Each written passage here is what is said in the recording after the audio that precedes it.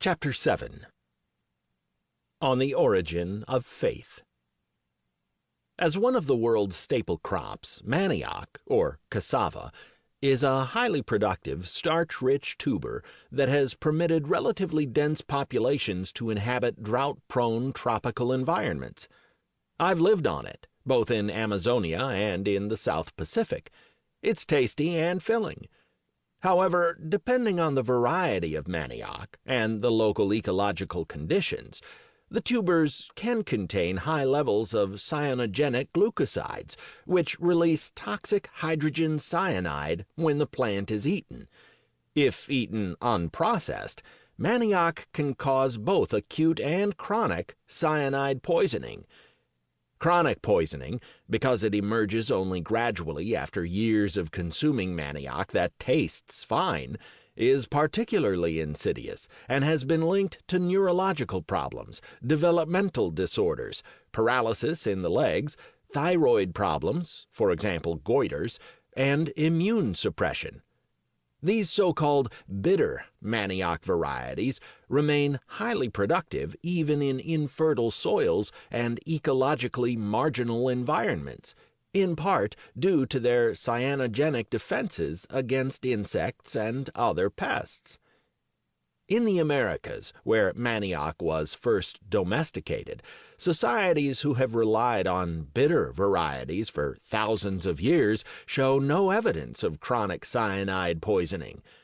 In the Colombian Amazon, for example, indigenous Tucanoans use a multi-step, multi-day processing technique that involves scraping, grating, and finally washing the roots in order to separate the fiber, starch, and liquid. Once separated, the liquid is boiled into a beverage, but the fiber and starch must then sit for 2 more days, when it can be baked and eaten.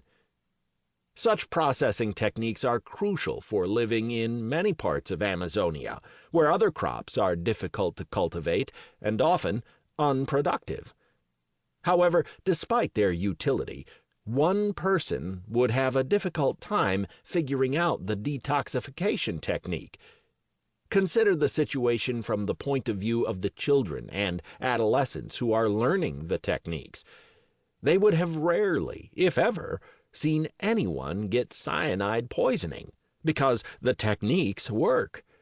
And even if the processing was ineffective, such that cases of goiter, swollen necks, or neurological problems were common, it would still be hard to recognize the link between these chronic health issues and eating manioc. Most people would have eaten manioc for years with no apparent effects. Low cyanogenic varieties are typically boiled, but boiling alone is insufficient to prevent the chronic conditions for bitter varieties.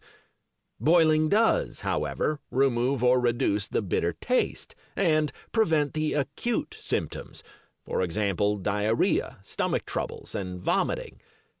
So, if one did the common sense thing and just boiled the high cyanogenic manioc, everything would seem fine.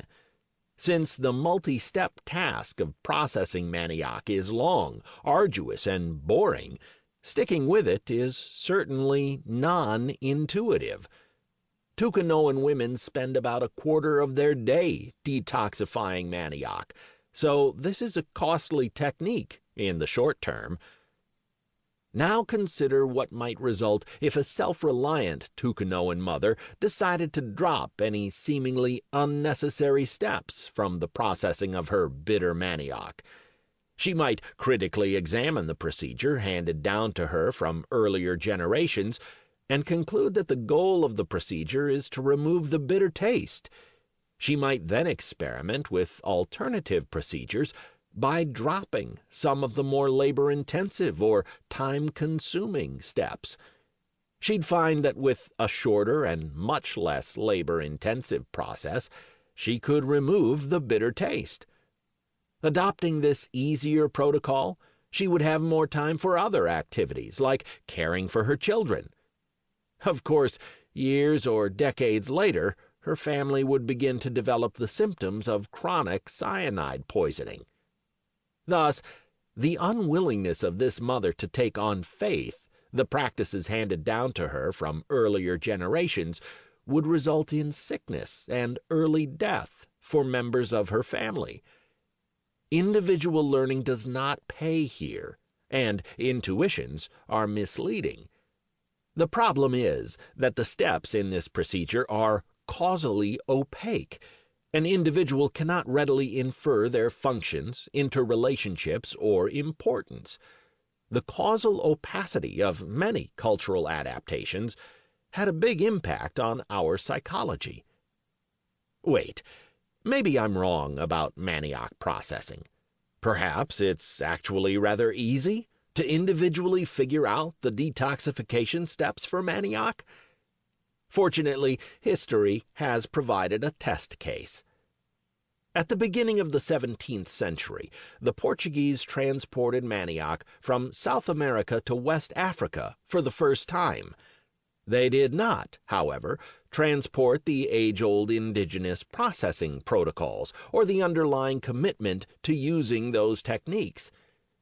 Because it is easy to plant and provides high yields in infertile or drought-prone areas, manioc spread rapidly across Africa and became a staple food for many populations. The processing techniques, however, were not readily or consistently regenerated. Even after hundreds of years, chronic cyanide poisoning remains a serious health problem in Africa. Detailed studies of local preparation techniques show that high levels of cyanide often remain, and that many individuals carry low levels of cyanide in their blood or urine, which haven't yet manifested in symptoms. In some places, there's no processing at all, or sometimes the processing actually increases the cyanogenic content. On the positive side, some African groups have, in fact, culturally evolved effective processing techniques, but these techniques are spreading only slowly. The point here is that cultural evolution is often much smarter than we are. Operating over generations as individuals unconsciously attend to and learn from more successful, prestigious, and healthier members of their communities, this evolutionary process generates cultural adaptations. Though these complex repertoires appear well designed to meet local challenges, they are not primarily the products of individuals applying causal models, rational thinking, or cost-benefit analyses. Often, most or all of the people skilled in deploying such adaptive practices do not understand how or why they work, or even that they do anything at all. Such complex adaptations can emerge precisely because natural selection has favored individuals who often place their faith in cultural inheritance, in the accumulated wisdom implicit in the practices and beliefs derived from their forebears, over their own intuitions and personal experiences. In many crucial situations, intuitions and personal experiences can lead one astray. As we saw with our lost explorers, the Nardu was satisfying. To see this more clearly, let's look at some more cultural adaptations. Taboos during breastfeeding and pregnancy? We were eating a large, tasty moray eel when I noticed that Mary was not eating any of the eel, only the manioc. I asked her why she was not eating the eel. I recall Mary saying something like, "A taboo, qui sa bukete," which translates as, "It's taboo. I'm pregnant." Interesting, I thought. This suggested to me that there may be some taboos against consuming certain foods during pregnancy. I had noticed Mary not eating because I'd been worried about eating the moray eel myself, since I'd read that this species is known to carry high levels of ciguatera toxin. Of course, following the ethnographer's axiom, I pressed on eating the eel, since no one else seemed at all worried. Many folks were even enthusiastic about the eel, since it has a richer flavor than the typical whitefish. This incident, early in my fieldwork in Fiji, sparked my interest and led me to investigate pregnancy practices and food taboos more deeply over the next several years. To tap her experience with public health research, pregnancy, and breastfeeding, I teamed with my wife, Natalie, on this project. Here's what we found. During both pregnancy and breastfeeding, women on Yasawa Island, Fiji, adhere to a series of food taboos that selectively excise the most toxic marine species from their diet. These large marine species, which include moray eels, barracuda, sharks, rock cod, and several large species of grouper, contribute substantially to the diet in these communities. But all are also known in the medical literature to be associated with ciguatera poisoning. Ciguatera toxin is produced by a marine microorganism that thrives on dead coral reefs.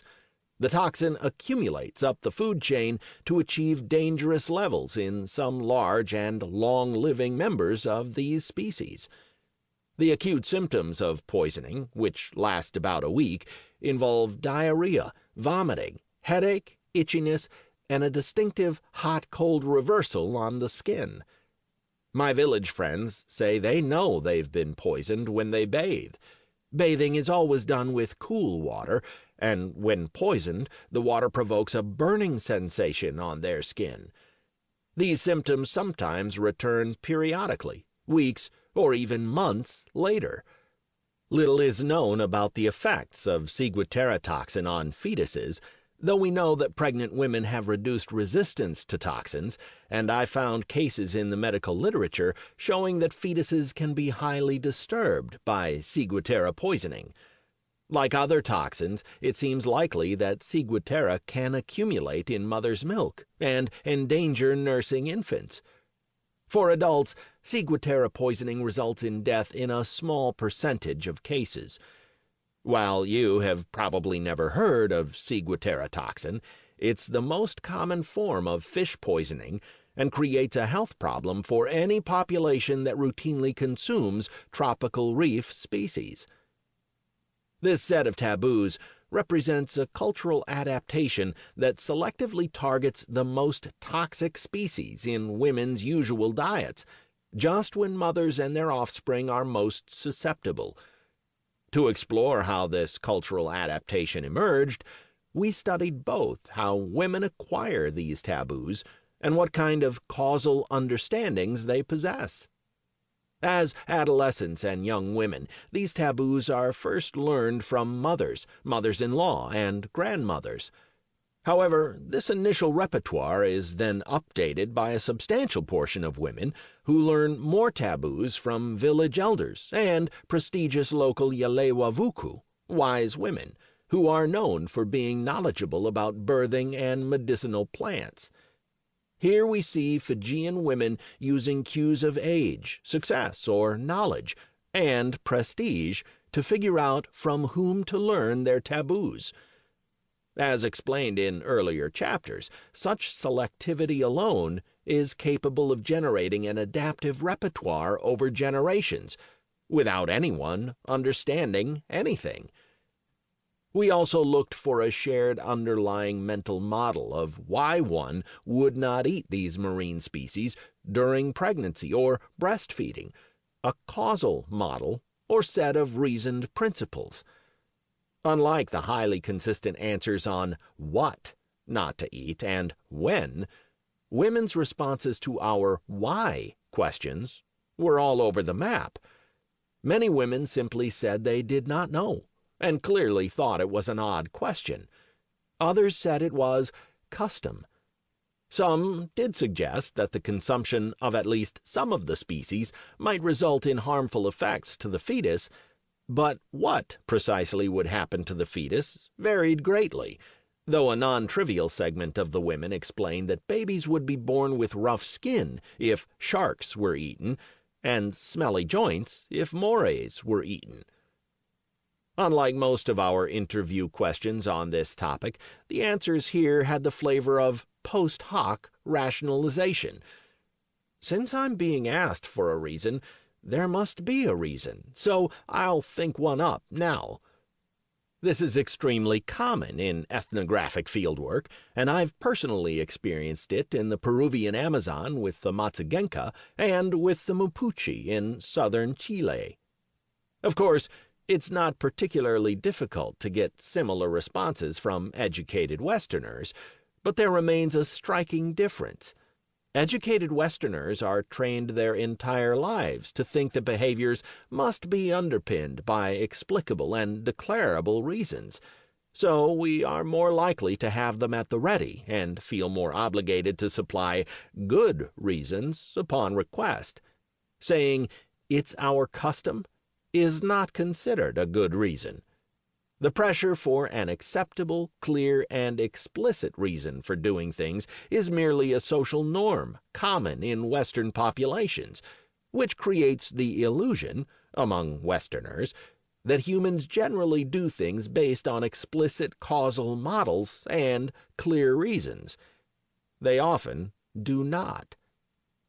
Finally, our evidence from Yasawa suggests that these taboos, while causally opaque, do actually work.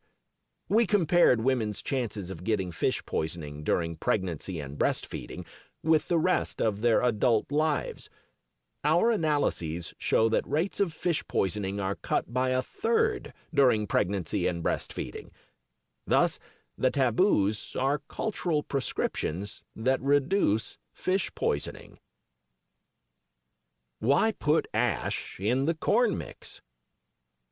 One morning in 1998, when I was living in rural southern Chile and working with the indigenous Mapuche, I arrived at my friend Fonso's farmhouse to find him preparing what he called mote, a traditional Mapuche corn dish.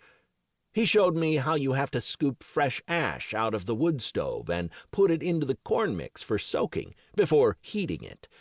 I thought that was curious, so I asked him why he mixed the wood ash in with the corn. His answer was, "It's our custom," and a wise custom it is. In the Americas before 1500 CE, corn was the staple crop for many farming societies. However, relying heavily on corn presents some tricky nutritional issues. A diet based on corn can leave one short on niacin, vitamin B3. Failure to get enough niacin results in a disease called pellagra, a horrible condition characterized by diarrhea, lesions, hair loss, tongue inflammation, insomnia, dementia, and then death. There is actually niacin in corn, but it's chemically bound and cannot be freed by normal cooking. To release this niacin, populations throughout the New World culturally evolved practices that introduced an alkali, a base, into their corn preparations. In some places, the alkali came from burning seashells, generating calcium hydroxide, or the ash of certain kinds of wood. Elsewhere, there were natural sources of lye, providing potassium hydroxide. Mixing the alkali into the recipe in the right way chemically releases the otherwise unavailable niacin in the corn, which stops pellagra in its tracks and allowed corn-based agricultural populations to grow and spread. Perhaps mixing non-food substances like wood ash or burned seashells with foods during cooking is easy for a big-brained ape like us to figure out. History, again, provides us with a natural experiment, because corn was brought from the New World to Europe after 1500. By 1735, some populations in Italy and Spain had already become reliant on cornmeal as a staple, and pellagra had emerged. The condition was theorized to be a form of leprosy, or somehow caused by spoiled corn. Pellagra spread across Europe with this new staple crop into Romania and Russia, but remained confined mostly to poor populations who relied on it almost exclusively through the winter, making pellagra the springtime disease. Experiments were done, and laws were passed to address the problem by prohibiting the sale of spoiled or moldy corn. This did little to reduce pellagra, since spoilage is not the issue. The Europeans developed the wrong causal model. Later, pellagra also emerged in the southern United States during the late 19th and early 20th century and spread in epidemic fashion until the 1940s.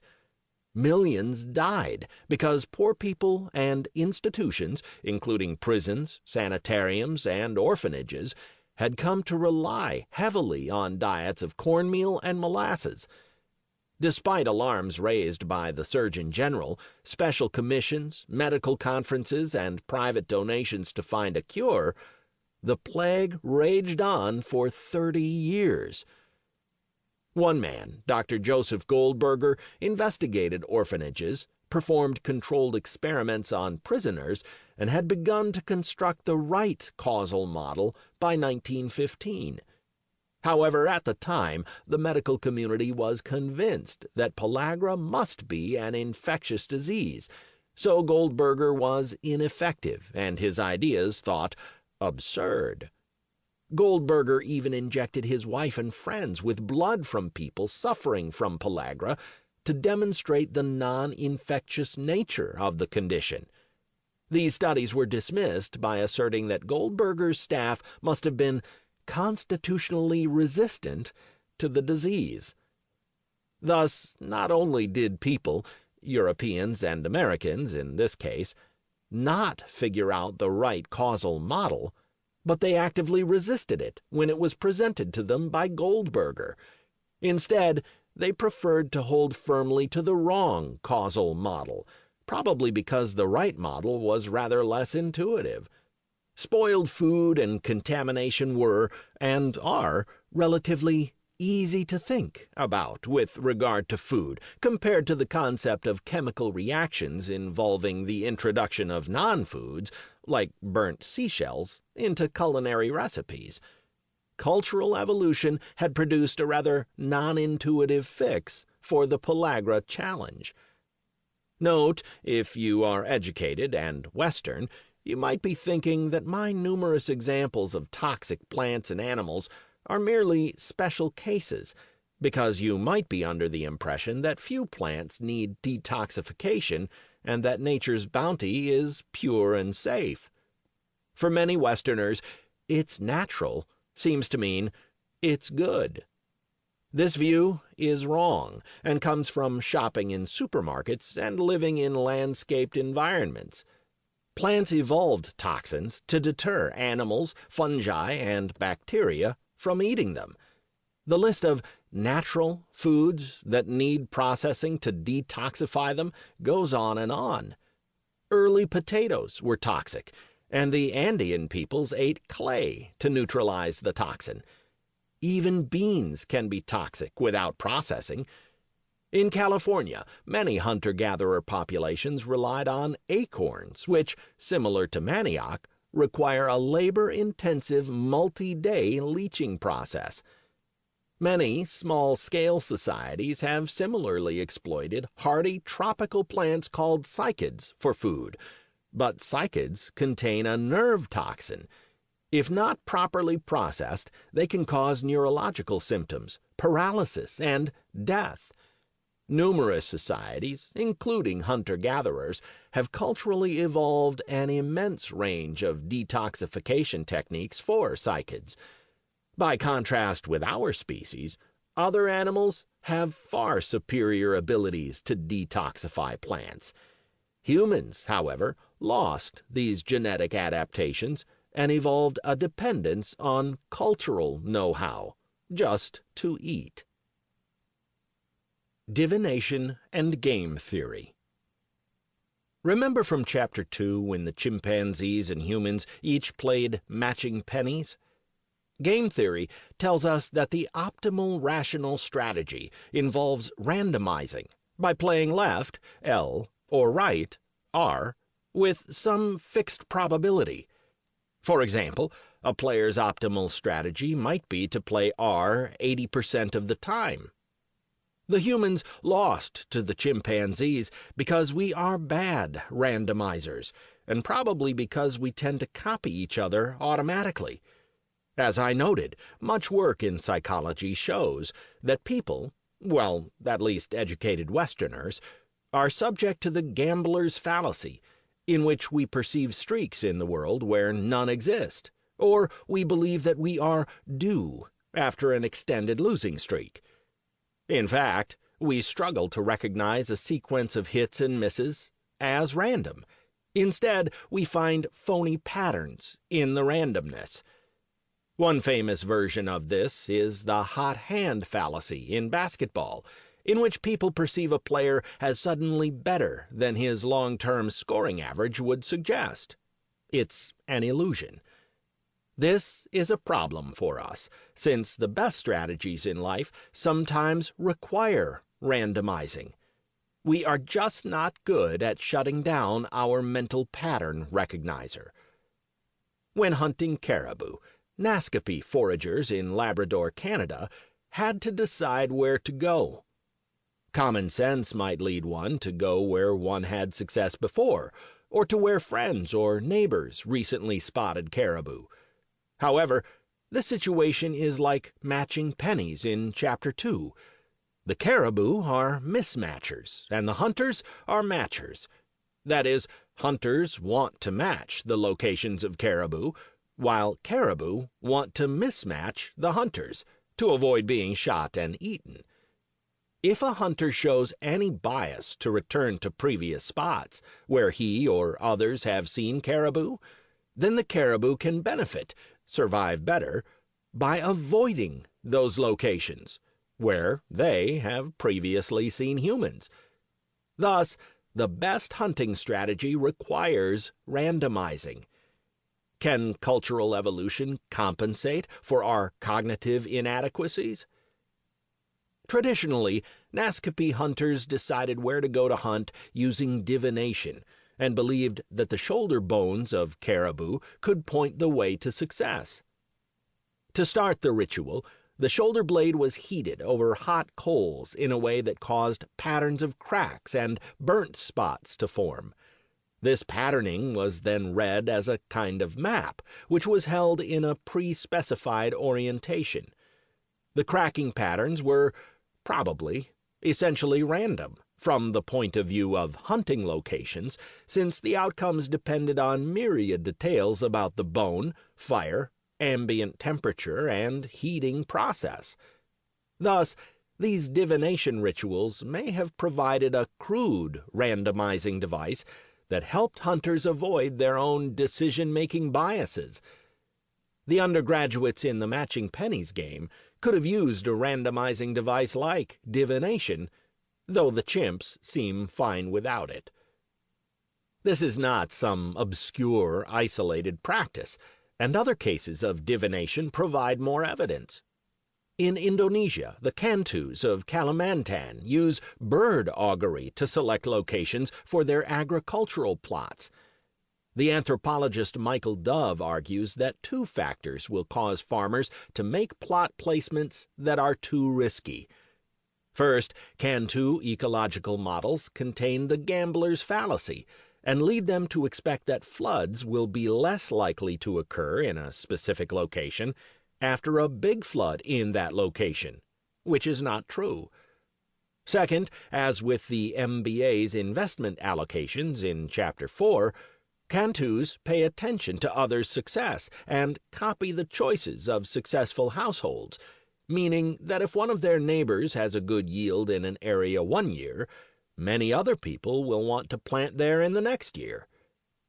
Reducing the risks posed by these cognitive and decision-making biases, the Cantu rely on a system of bird augury that effectively randomizes their choices for locating garden plots, which helps them avoid catastrophic crop failures. The results of divination depend not only on seeing a particular bird species in a particular location, but also on what type of call the bird makes. One type of call may be favorable, and another unfavorable.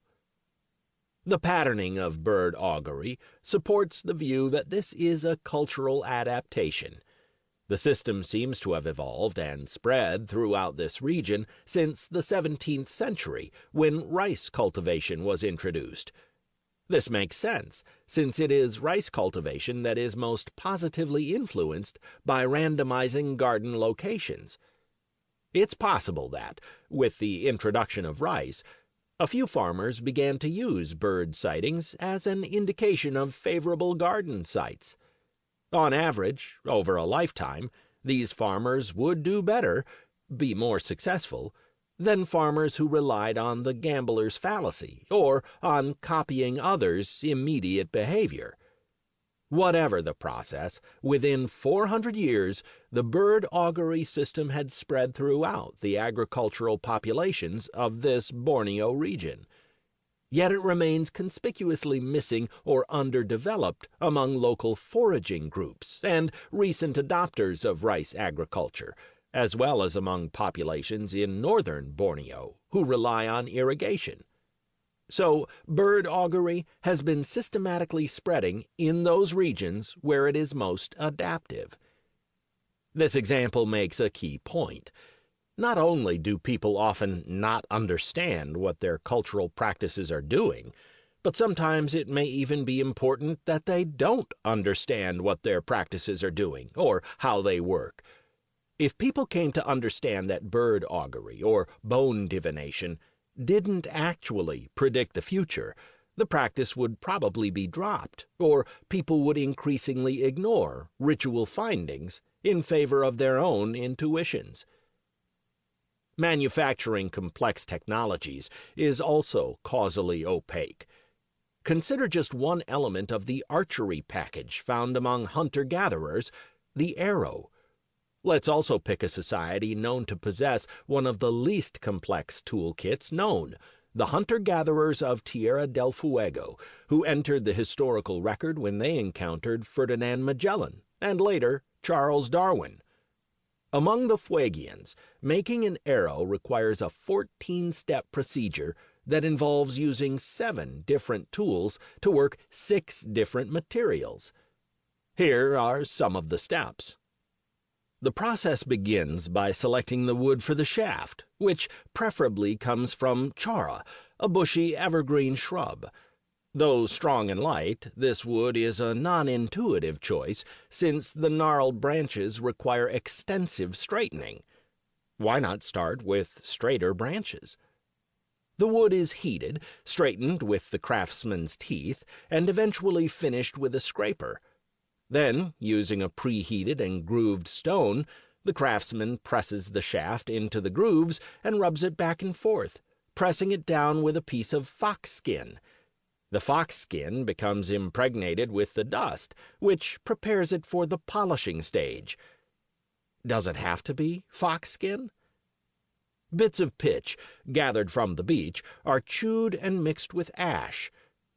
What if you don't include the ash? The mixture is then applied to both ends of a heated shaft, which must then be coated with white clay. What about red clay? Do you have to heat it? This prepares the ends for the fletching and arrowhead. 2 feathers are used for the fletching, preferably from upland geese. Why not chicken feathers? Right-handed bowmen must use feathers from the left wing of the bird, and vice versa for lefties. Does this really matter? The feathers are lashed to the shaft with sinews from the back of the guanaco after they are smoothed and thinned with water and saliva. Why not sinews from the fox that I had to kill for the aforementioned skin? Next is the arrowhead, which must be crafted and then attached to the shaft, and of course there is also the bow, quiver, and archery skills. But I'll leave it there, since I think you get the idea. It's an extensively, causally opaque process.